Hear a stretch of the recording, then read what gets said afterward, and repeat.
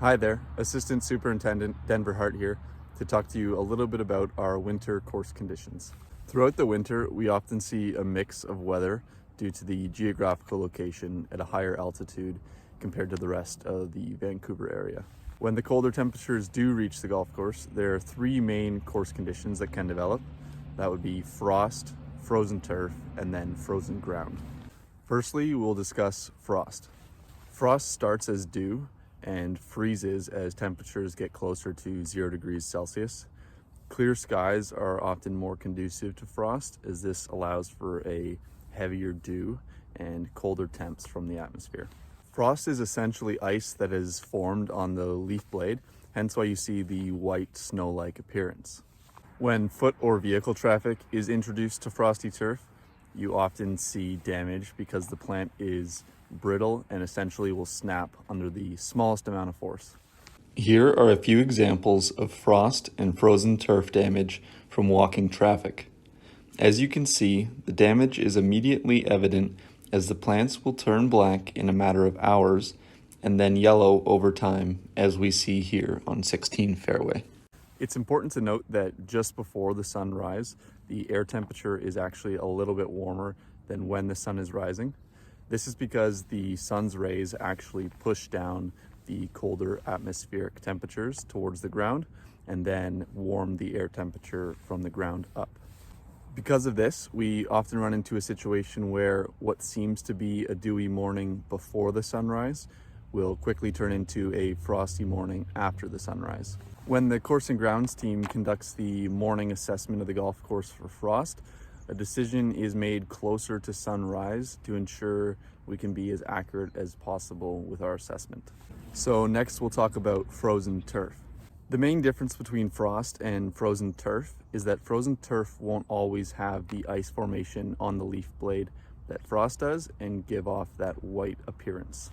Frozen turf will occur when temperatures are slightly colder, so typically 0 degrees or below, and is generally not dictated by clear or overcast skies. Frozen turf, however, does act the same as frost and creates a very brittle plant that is susceptible to breaking under any kind of foot or vehicle traffic.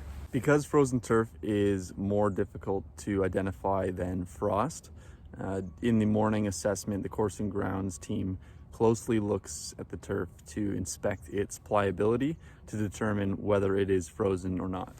And lastly, we'll talk a little bit about frozen ground.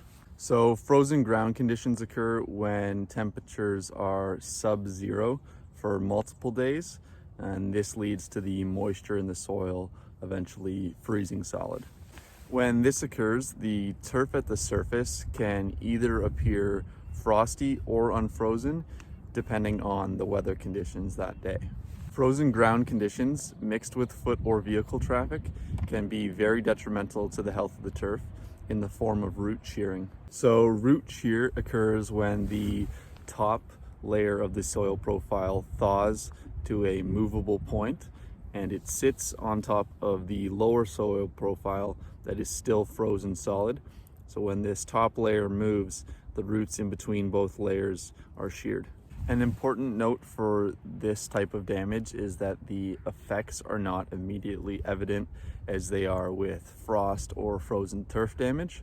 However, because the root zone has now been limited, when we enter the warmer, droughty, stress conditions that we see in the summer months, the turf will then begin to show the effects of this damage. When weather conditions are conducive to frozen ground, the course and grounds team in the morning assessment of the golf course use a soil probe to test the pliability of the green surfaces and determine whether the soil profile is frozen or not. Thank you for watching, and I hope you found this video interesting and informative.